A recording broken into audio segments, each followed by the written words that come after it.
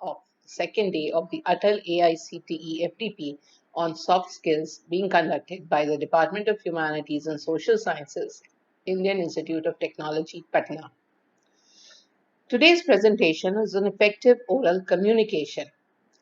All of us know that oral communication is one of the most necessary ways which distinguishes man from animal. Animals also have sounds. They also have an oral communication system, but ours carries wide varieties of meaning. We can imagine things, we can speak about things even without they being present in our vicinity. So in this presentation, I will look at what makes effective oral communication in the workplace. So this is the brief outline of the presentation. We look at the audience, we look at what is oral communication, what would be the features, the role of pronunciation, tone, structures, and punctuation in speaking. So when I say who is the audience, or what makes the listener, I have to know, or I have to be aware of the fact who is going to listen to me. What is the age of the listener? What is their gender, their educational background? Even the family backgrounds at times may have roles to play in how they will interpret a message. Number three, why will they listen to the speaker? In fact, right now, take me. Why should you listen to me? Number four, what is their knowledge about the subject or the topic that is being discussed? And number five, what are their personal and professional needs? We may not have answered to all the questions that are given here, but in short, organizers or institutes may tell you who is going to listen to you, and you can accordingly design your speech or your presentation. Coming to personal and professional needs, everyone has some need and they feel that they have failed to communicate their needs in a proper manner orally. So, what is oral communication? The use of spoken words for any kind of interaction is oral communication. It is a vital and integral part of the business world, but it is also an integral part of a person's personal world. Even at the personal level, even if I don't have any business with anyone, whether I'm asking for pen or I'm asking for pen can make a lot of difference. So, when I come to the workplace and I talk about the importance of oral communication, suppose you go to an office, everyone is sitting at their desks, typing out messages, emails, doing their paperwork. What kind of an office is this? Does it look an office which has life? No, not at all. You could place robots there to do the work. It is oral communication which gives life to a workplace. And this life comes through the ideas which are generated during meetings and presentations. It is oral communication which ensures good business growth and productivity. It also boosts marketability and products viability. So, at the workplace, for business, we definitely need oral communication as much as we need it at the home. Now, there are different forms or types of oral communication or situations where oral communication takes place. We have meetings, which can be face to face or online, interviews, presentations, general communication or talks. All of these are oral in nature. We do not write and send messages. The only time in general communication we write and send messages is when we have people across the table and we do not want to speak but send a private WhatsApp message, that is the only thing that you would type. Or in the days of the SMS was the only thing that we typed and sent across the table. And we didn't want the third person to know what was written or shared. So, just as every other skill has certain essential requirements, same is the case with oral communication. One has to prepare the information that one wants to share. Look at the content, whether it's relevant, it's irrelevant. Then clarity is very important. Your voice has to be clear. Then we need to recognize the tone of voice. We should show tact in using words and phrases, and we should be concise in our speech.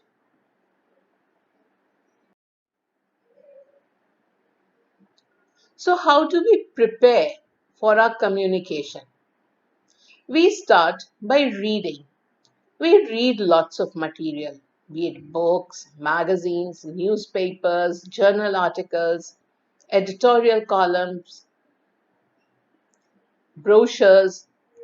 We search for information from the library, online. An advice is that one should try to write before one speaks. So, if you lack confidence, you want to do well during a presentation or a meeting, you can always write down your ideas on paper in the point form and use that or refer to that during your speech. But I'm not suggesting that you write down the entire speech and read it out. So, how is the content relevant? Yesterday, during a presentation on time management, I made the remark that it is said that women multitask. And women multitask when they're like cooking and talking on the phone, or cooking and watching TV, or watching TV and cutting vegetables. Multitasking would not mean that the woman is on one hand cooking and on the other hand she is also hanging clothes out to dry, or maybe driving a car and running alongside. That is not possible. But this is where the teachers have a role to play and where multitasking is necessary. In an impactful speech, both the content as well as the delivery matter. Somebody speaks well but lacks content. That's not a good thing. And somebody has a lot of content but very poor delivery style. Even that is a problem. So, while looking at the relevance of the content, one has to see whether the ideas or the points are suited to the topic, whether there's originality in the presentation, are the examples and ideas relatable, how informative is the speech, has the speaker made use of logics, facts, given examples, or quoted experts. So these can also be parameters for you to judge the speech of your students in class, irrelevant of the discipline. So once we have the content also needs to be organized. In general, we'll have an introduction, a body, and a conclusion. The introduction should bring out the topic clearly and focus on the key ideas that is going to be presented in the talk. The body should look at the appropriate transition between. So, when we look at the body of a speech, is the transition between points made appropriately? How does the ideas progress? Ascending to descending order, descending to ascending order. And finally, in conclusion, all the parts of the speech should be woven together and all the queries that were there or ideas should be clearly answered. Voice clarity is the next important thing. We must articulate correctly and clearly. And by clarity, I mean your sounds should not get mixed up. So we should not end up mumbling, stuttering, or stammering. One must also remember that stutters and stammers for some people may be birth defects. At points, they can be cured or treated by medical practitioners.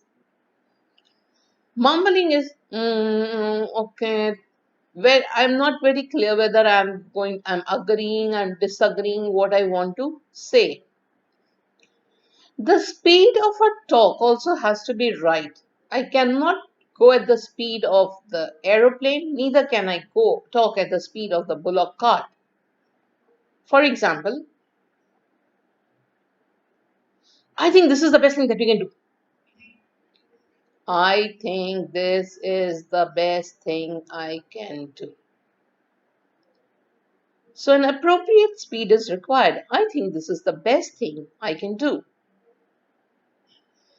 We also need to work on our pronunciation. Indian speakers have problems with certain sounds. I've put down a few consonant sounds over here. I'll circulate the list of the consonant and the vowel sounds for your information. So we have the sir sound and the sh sound in Hindi. But in general, we find people pronouncing the sh also as sir. So shake becomes sake. Then again, there is a confusion between z and j, where z becomes j. So zero becomes jiro, zoo becomes ju. And then there's the zh sound, which we find in words like pleasure, measure, treasure, which kind of becomes pleasure, major, treasure. Again, English does not have per, so it is not pan, it's fan, fur. Though the her sound should not have much problems, but there are people who make honest into honest and honor into honor. There's actually an interesting joke. A teacher told the student that most of the times H is silent in English. And then she wrote a message and gave it to him. Heat the food. The student returned without the food. When the teacher asked what happened, he said, I've eaten it. You told me to eat it. So she was like, no, I told you to heat it. Then the student's logic was that you said that most of the times the H sound is silent. So one has to be cautious, one has to be aware, and this awareness comes only if we practice sounds, we know about the sound, we know about the sound systems. The other sound that we have problem with are the vowel sounds. In English, we have 5 alphabets, but they represent 20 vowel sounds. But we have certain sounds in Hindi which do not occur in English. For example, the O sound of Hindi does not occur directly in English. It's O. So it's not go and no, it's go and no. Similarly, English has almost 12 diphthongs. So it is not A, bait, it's bait. There's this A sound. So it's only when we practice, we know the sound system, that we will be aware of the sound systems. And there are various sites from where you can practice both the consonant and the vowel sounds. Then comes stress. Words are divided into smaller units, and each smaller unit is called a syllable. A syllable will have one vowel and at least one consonant, but it can have more than one consonant. But there will always be one vowel. So there are words which are monosyllabic in nature, that is, they just have one syllable. Disyllabic, they have two syllables. Trisyllabic, they have three syllables. So if you see read, reader, readership. Sharp, sharpen, sharpener. Own, owner, ownership. Now, with the change in the syllable, the stress pattern also changes. Just as you have a word like photo, and then it's photograph, but it's photographer. So the stress has moved towards graph. Stress also depends on the part of speech of a word. For example, when it's a noun, it's pronounced as present. When it's a verb, it's present. I was present in the class. They brought me a present. He will present himself before the president. Desert and dessert. Rajasthan is a desert. The man has deserted his wife.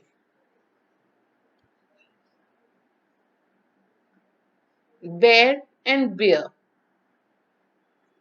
There's a large brown bear in the park outside. We all have to bear our weight. Hi, I'm Webster 4000 video. Today Now, I this will is do a 5 short different video pitch clip tone on voices. tone of voice. Start the video, cameraman. It's mine! Hey, you two, it doesn't hurt to try to play together. It's way more fun. The big guy wouldn't steer you wrong. Well, I guess we could. I will if you will, Mac. You're on. It's mine! It's mine! Hey, you two, it doesn't hurt to try to play together. It's way more fun. The big guy wouldn't steer you wrong. Well, I guess we could. I will if you will, Mac. You're on. It's mine! It's mine! Hey, you two, it doesn't hurt to try to play together. It's way more fun. The big guy wouldn't steer you wrong. Well, I guess we could. I will if you will, Mac. You're on. It's mine! It's mine! Hey, you two, it doesn't hurt to try to play together. It's way more fun. The big guy wouldn't steer you wrong. Well, I guess we could. I will if you will, Mac. You're on. It's mine! It's mine! Hey, you two, it doesn't hurt to try to play together. It's way more fun. The big guy wouldn't steer you wrong. Well, I guess we could. I will if you will, Mac. You're on. So what did you think of my voice tones?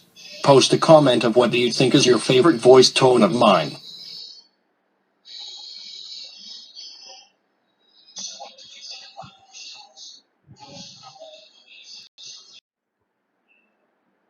So that was your different tones and pitch, and you can see which was good and which was bad. You can realize that for yourself.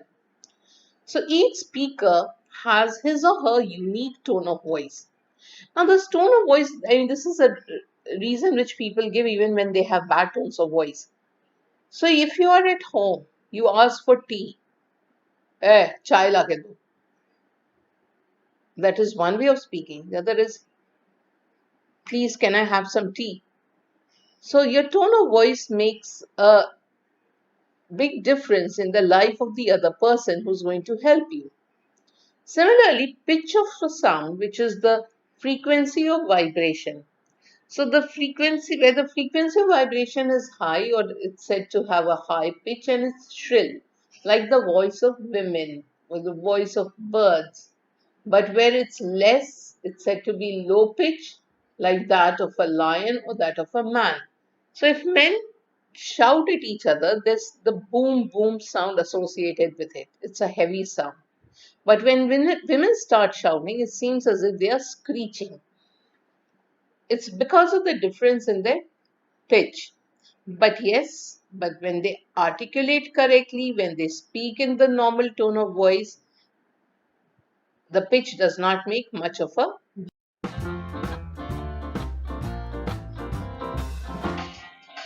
Anything you say has a pitch pattern. If you use the same pitch pattern repeatedly, it will sound monotonous and your listeners will switch off. Using different pitch patterns, known as intonation, helps to give different meanings to your phrase. Use a phrase that you might use in your daily routine. It could be, I'd like a cup of tea with milk and 1 sugar. I've got to run to catch the train. Oh, I need you to feed the dog. I forgot to do it this morning. say the feed the dog sentence as you normally would, but then repeat it with your lips held closed. The sound helps you to focus on the pitch pattern rather than the words. It also helps you to focus internally on your sound. I need you to feed the dog. I forgot to do it this morning.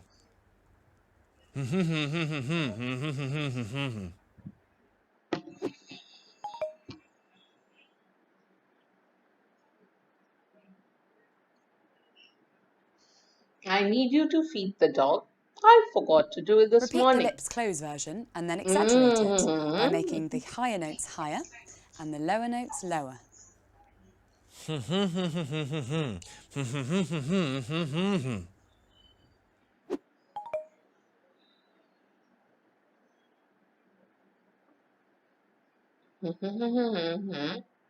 Now, open your lips and say the phrase again, using the more exaggerated pitch patterns. I need you to feed the dog. I forgot to do it this morning.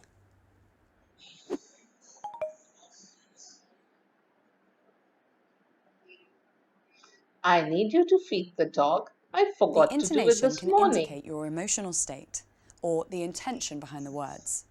You may find that your pitch pattern differs with context. Notice how the pitch pattern changes your understanding and communicates meaning. For example, Feed the dog. Feed the dog. Feed the dog. throughout the day, be aware of the pitch patterns you use and experiment with more exaggerated or more subtle changes.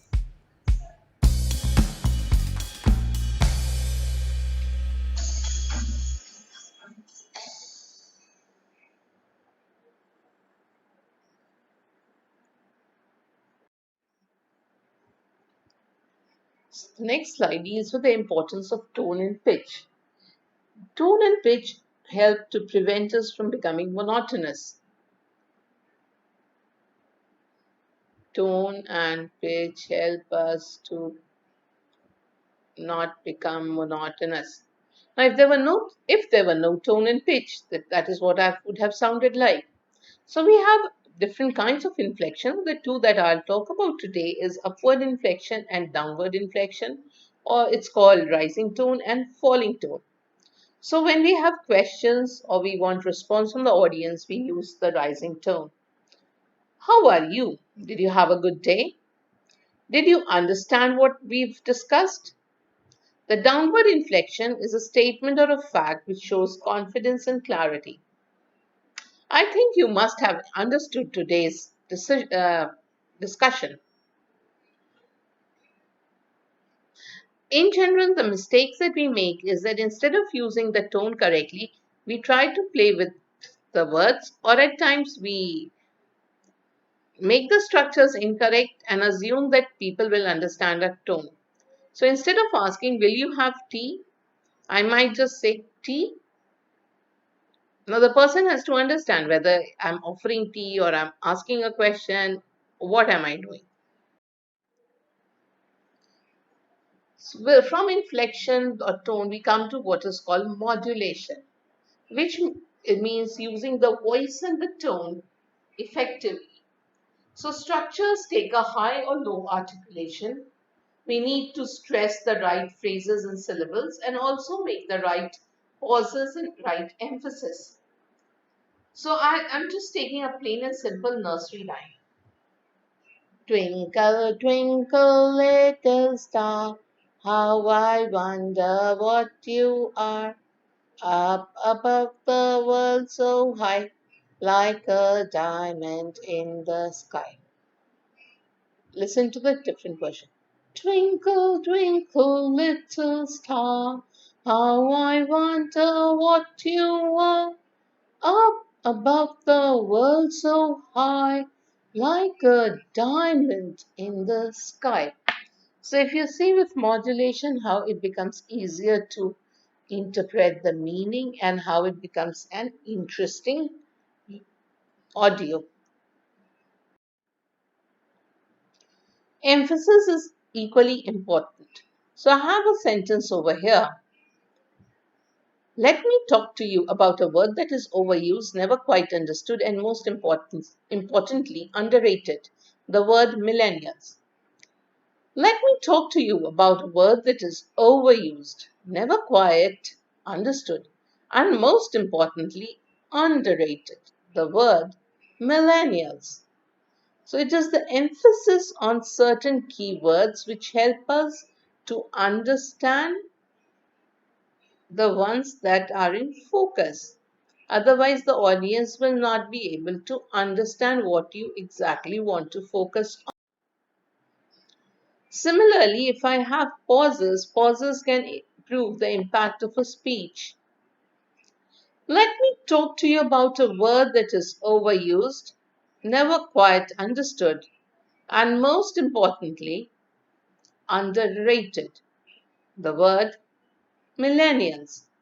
So, compared to the last reading, this one has more clarity associated with it because of the pause. Again, silence is another device which is overlooked when it comes to public speaking, but then it can be one of your most powerful tools. There are times people are advised not to start speaking before the audience settles down, which means maintain a moment of silence. Again, if you've said something very sarcastic, hard hitting, or given some important suggestion, silence is the only way in which you can impact your audience. So, say your impactful sentence or suggestion and then stay quiet for some moments. Apart from silence and pauses, we also have rhythm in connected speech.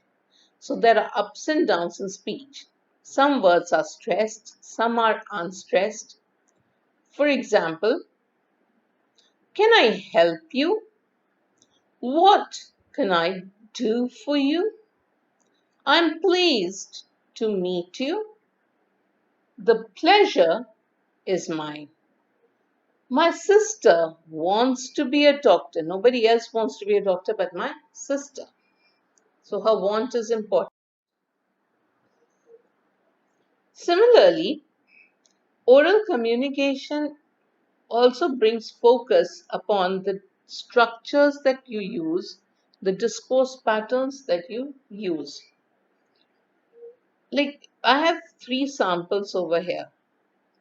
Now, in the first one, there is no linguistic complexity. It is a plain and simple sentence.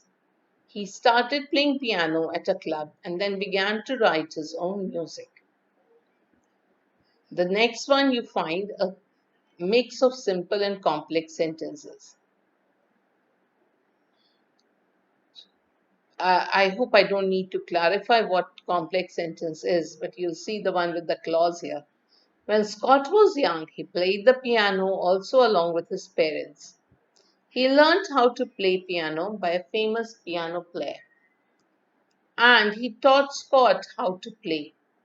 So, while the last sentence is a simple one, the first two are complex sentences. When he was a young adult, Scott Joplin was a musician who liked playing the piano and he wrote songs. So, it's more like a complex sentence and a simple sentence joined with an and. Everyone in his family loved to play music. A simple sentence. He played piano in churches and parties so he could continue his music education. Then he began to write his own songs. So you have appropriate linguistic devices like and, then. So this discourse is at a higher level. So we have from the simple to the high. Similarly, we have connectives which play a very important role in oral communication. They help your audience know whether you are moving between points or you are going to, or what you're going to take up next, or are you summarizing or concluding. So some of the words are given here. If you can see, for transitions, previews, summary, signposts.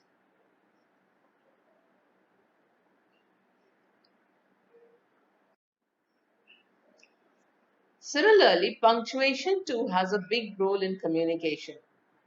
A full stop is a 3-second pause, semicolon is a 2-second pause, comma is a 1-second pause, question mark has a rising tone, and an exclamation mark can have a rising or a falling tone depending upon the context. But when we make statements, or we have questions or exclamations, we do not say full stop. I'm not saying with any sentence over here, okay, my sentence is completed, full stop. When I asked you a question, I did not say who will answer, question mark. It's from the tone and the structure that you realize whether it's a statement, it's an exclamation, it's a question. Tactfulness is a very important feature of oral communication. Most of the time, we actually end up hurting others because of a lack of tact. As Newton says, tact is the art of making a point without making an enemy. So think before you speak. Do not unintentionally hurt others and then later say that, oh, I didn't do it deliberately, it happened by mistake. Deflect negative comments like gossips. All the speakers, all the trainers have been stressing on this fact. So if somebody comes to you with a gossip about someone, you can just say, I'm not aware of, I do not know, I have no idea. If you want to clarify, you can clarify, but that will lead to again further gossip. As teachers, we are expected to give feedback. So if I have to give a negative feedback, before that, I must attempt to make a positive comment or observation about a student's work. So we must also choose our words carefully. We should avoid being hurtful, biased, or patronizing. Biases occur in different forms, be it at the level of gender, religion, culture, caste.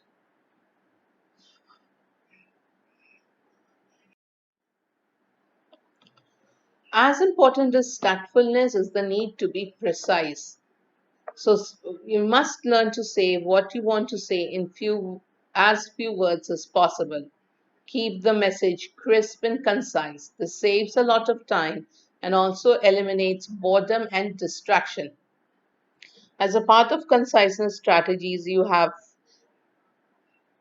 Twitter allowing only a limited number of words for writing posts. As a part of tactfulness and conciseness that recruiters ask for 1 minute videos. More than 1 minute videos are disqualified. So, how do we achieve conciseness in speech? Number one, remove or get rid of the unnecessary words. Like over here, I use both remove and get rid of. You must use action and efficient words. Use the necessary modifiers. So, instead of saying, in the fifth month of the year, which falls in the season of summer, do we get mangoes to eat? I can just make a simple sentence. I get mangoes to eat in May. Avoid unnecessary repetitions. Use active voices for messages, but yes, in certain situations, the passive voice becomes necessary if you want to be tactful and diplomatic. So, for example, the secretary distributed incomplete minutes of the last meeting. I'm laying the blame on the secretary, and the secretary might be scolded or punished. But in the next one, if you see, incomplete minutes of the last meeting were distributed. There is no blame game on anybody. We know incomplete minutes were distributed, and complete ones should now be distributed. So, these are a series of your efficient and inefficient words. Now, coming to conversations, I mean, all that was okay for office. Be speak correctly, speak clearly, articulate properly, raise your voice, bring it down. Now, the conversations that we have, it's not always that we are talking with just the boss or our senior colleagues. We have our colleagues, we have family, we have friends. So, conversation is of two types, formal and informal. And over here are given the characteristics of both. So, at the end, we must look at what are the strategies for good conversation to happen. One must be an active listener. If I'm playing with Facebook or WhatsApp while my friend is speaking, I'm not an active listener and I will not know what the friend said. Be a subtle speaker. That means you want to call a donkey, but without directly calling it a donkey. Learn to speak with clarity. Voice must be clear. Don't speak through the nose.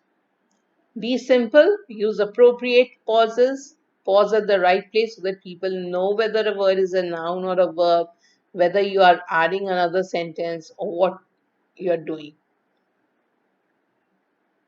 Be polite and friendly. No matter what your mental condition or physical condition may be, in your speech or written communication, you must be polite and friendly. Be flexible. So, like I was making the schedule for this FDP. So, somebody said I'm not free in the afternoon on this date. So, I exchanged my schedule with him. So, this flexibility is necessary. Similarly, tactfulness, which we have already discussed. Then do not argue. Well, but you can argue in certain circumstances.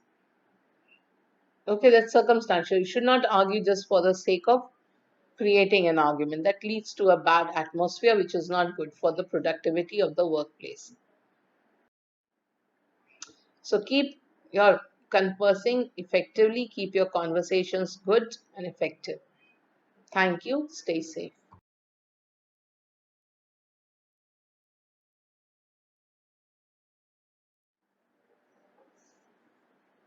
So if you have any questions, you may message me or email me.